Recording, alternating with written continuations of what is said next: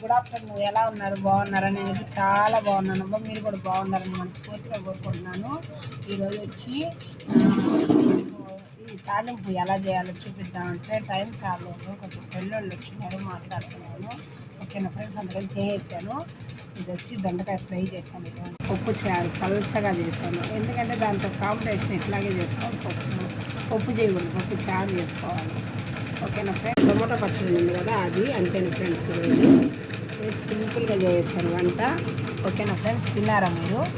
Friends, మనము ఇది ఉత్తదైనా తినేవచ్చు, తాలింపు అంత బాగుంటుంది. కొంచెం లేట్ ప్రాసెస్ అనే కానీ దొండకాయ ఫ్రై సూపర్గా ఉంటుంది.